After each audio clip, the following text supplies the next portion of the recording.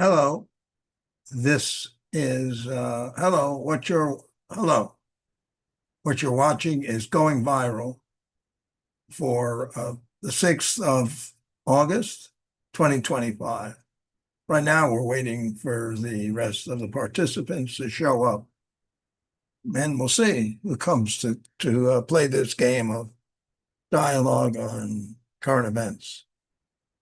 The main thing I wanted to review this evening was where I heard on a podcast that a diligent public individual had discovered that there was a biochemical research laboratory in the city of Reedling in California. That's a bit south of Fresno. You could look it up on a map. Reedley. No, Reedly, Reedley. And they were actually doing research with about 6 or 7 or 10 viruses, pathogens, contagious viruses, which I can go and give you the details on. But the point being, they were doing this without authorization of the U.S. government and being run by a very questionable character. Anyhow, I go to the details. But I was concerned about it, having spent some time as a tourist with some friends I have in China.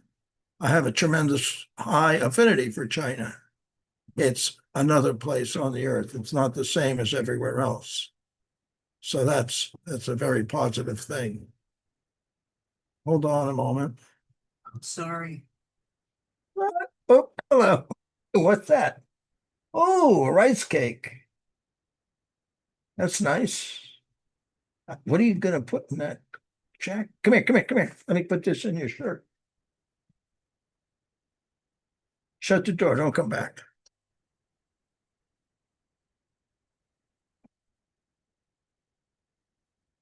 So having spent some time in China, I have a strong affinity for the country and the population and the history, the philosophy, the attitude, not just the people because they have good personalities, but there's a an overall attitude there that's very good. Low crime, good food, lots and lots to see, lots and lots to do, and a very open country as far as I can tell. So that sounds like a contrary statement, but to what a lot of people's experience has been, they think China's like a country where the population is all prisoners of the tyrannical government. And maybe it's not a place you want to go if you want to establish a union or promote democratic principles. Not necessarily, because it is a tyrannical, dictatorial state. Noise on the back door. We have a little kid visiting us.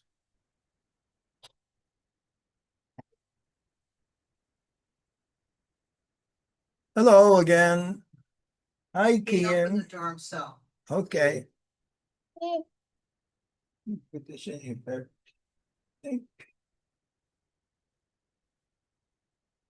Oh, wait a minute. Let me take it out. Let's see if I have something for you to play with. I probably have something with you to play with that won't be threatening and dangerous. No. Oh, there you go. You found the one thing. Watch what this does. Here, watch, watch. It blows like that. You don't need that? Okay. Let's see what, oh, as long as he doesn't swallow them. If he swallows them, they're dangerous. Take that, take that. Good. There you go. Here's something else. Here's another thing. That's not good. Well, it can't hurt anybody. He's not gonna swallow that. And, okay.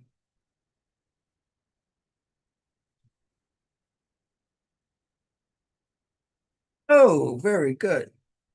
Very good. Take your cracker. I'll be back. No, don't come back, please. He opened the door himself. He opened it himself. I can lock it. That should, you should. Did you lock it?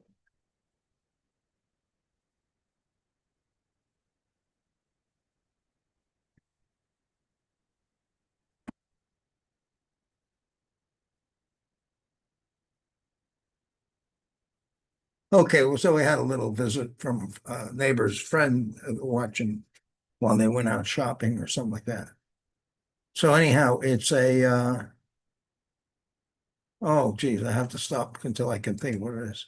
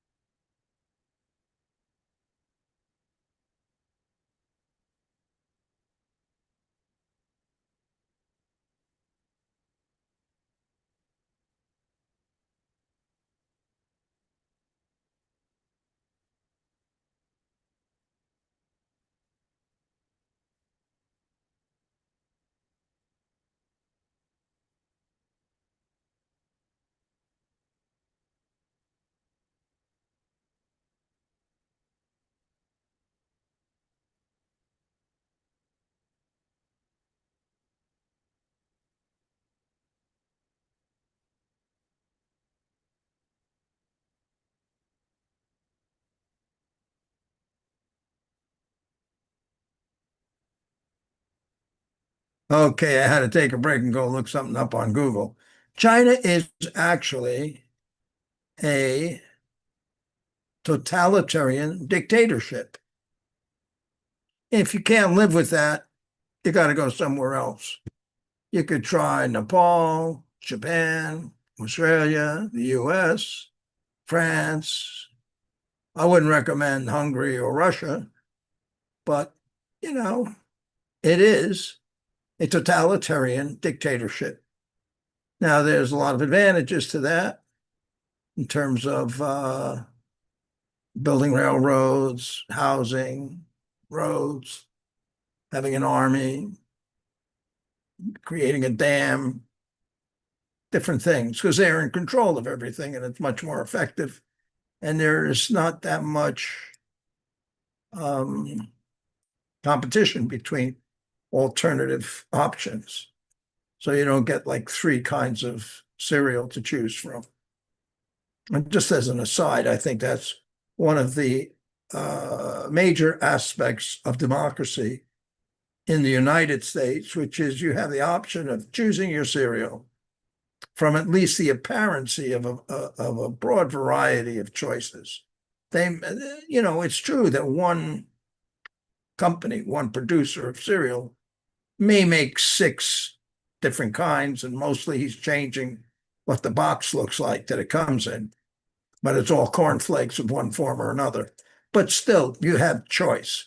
So you can buy cereal, you can buy oatmeal, you can buy lentils. You can get whatever you want. You have a wide variety choice. And that's democratic because you're operating as an individual in playing that game called shopping. And you can do that and buy socks and different kinds of shoes or sandals, unlimited. And on the creative side, you can create a new kind of shoe, a new kind of sandals. You can convince people to go for, you can make a motorized pogo stick and convince people they should use that instead of bicycles. That's what democracy is: freedom of expression in consumption and productivity, and very much so. Of course, there's restraints that are there in terms of the public interest, not to let something happen which would be destructive to the individual. I've got to take a pause here to turn up the temperature. It's getting too chilly. Where is that? There it is. Yep.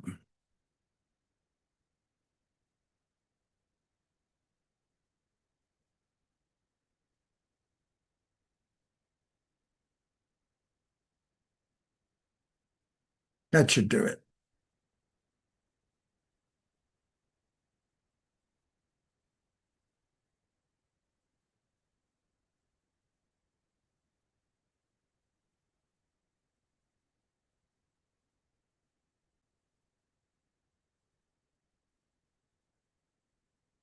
Ah, I think everybody's gonna come visit me today. I don't know if anybody's gonna come. It's already we're really slipping past the scheduled timing of the show. And I don't have any ego left that people can step on. There was an old quote. I'm really going off on the side here, but the truth is your ego is not your amigo. And that's, I know, a silly thing. Just because it rhymes doesn't mean it's true. That's another thing. I'll have to make up a rhyme for that. I'm not going to do it right now. Anyhow, so I don't mind if people don't want to show up because of my political views or I raise my voice or whatever the reason is. And I don't know. It's a boycott. Okay. Um, so getting back on the thing with China, the main thing is that China's good, but we have to get them to stop misbehaving, generating toxic viruses like COVID-19, and either by incompetence or intent, causing a worldwide pandemic. And it isn't just that they created a pandemic in China, they made deliberate actions to spread it around the world. And nobody wants to talk about that. They'd rather talk about who went to Jeffrey Epstein's island and how many times did they go and how old were the girls and blah, blah, blah, blah, blah, blah, blah. I understand that, but and I think it's a totally valid subject to talk about degraded morality in Western civilization. But that's a long discussion. And it isn't just, oh my God, can you believe that? Somebody had unusual relationships with a minor. Terrible, huh? So there's much more significant issues like dying civilizations, corruption of the environment,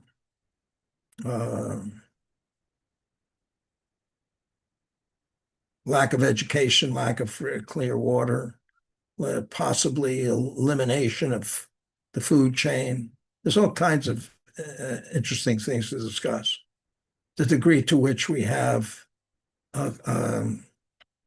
a threat of climate change, this negatively influencing life, and whether or not there's anything we could do about it.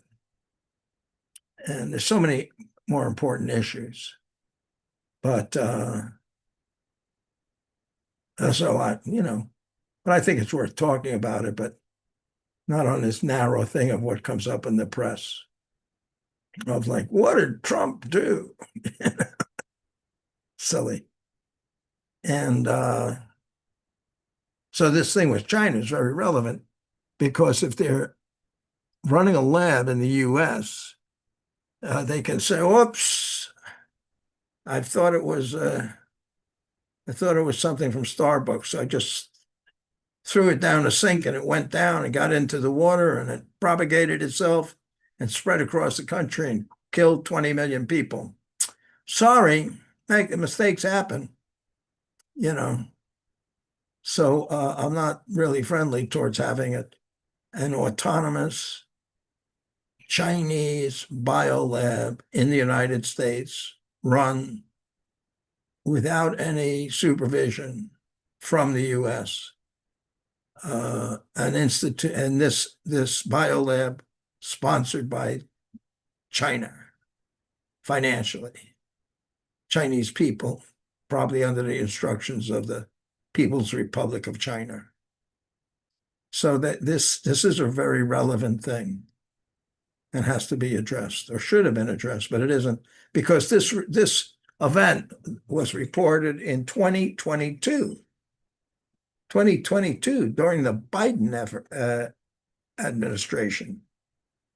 Okay, is that correct? Yeah. And and I don't know if that's the only one, because that's one that got disclosed, but I haven't, and I haven't even tried to see if there were others. That's the next step, is to confront the damage. It's like, how many holes are there in this boat? How many places can the water come up and sink us? That has to be evaluated one way or the other. And then, can we stop the water from, can we stop making the holes and stop the holes from being made? Can we patch up the boat? And but we want to know what is the flaw? What is the why? Why did this happen? That they were able to open up a lab, a biochemical research lab why are they making it in the US? There's lots of room out in Siberia. I'm sure there's low prices for, there's got to be lots of places in China where you can have low price operations. Not everything has to be like in the middle of Shanghai or like in the middle of Los Angeles and so forth. And it's very, very suspicious that they were doing this in the United States. I think I don't need any more evidence of malicious intent than the locale where they're doing it. All right, well, that's enough for me talking about something. I just really am practicing going on a rant to see if maybe I can support doing an individual podcast by myself. So right now I'm going to take a break and we'll just wait and see who shows up. Be back soon, I hope.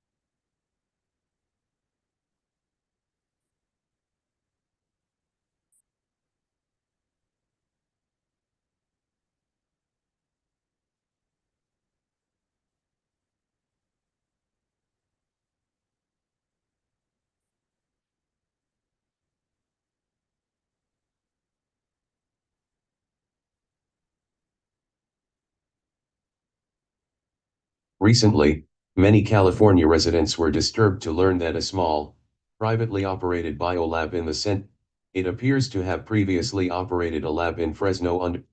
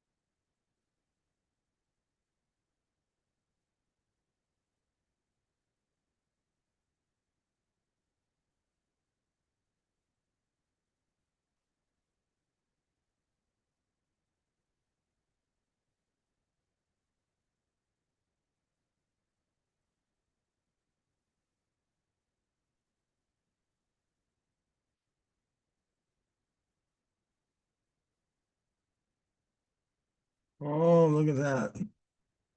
There we go. I'm back.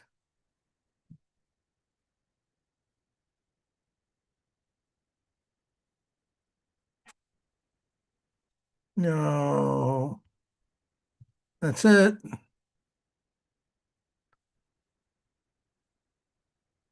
I've waited a long time. I've waited a long time. Nobody shows up. Nada. There's nothing going on here. However, I can do a mono, unitary myself, do an entire podcast talking about something or other with different personalities, perhaps. All right, that's it. Good night, my friends. I'll see you next week.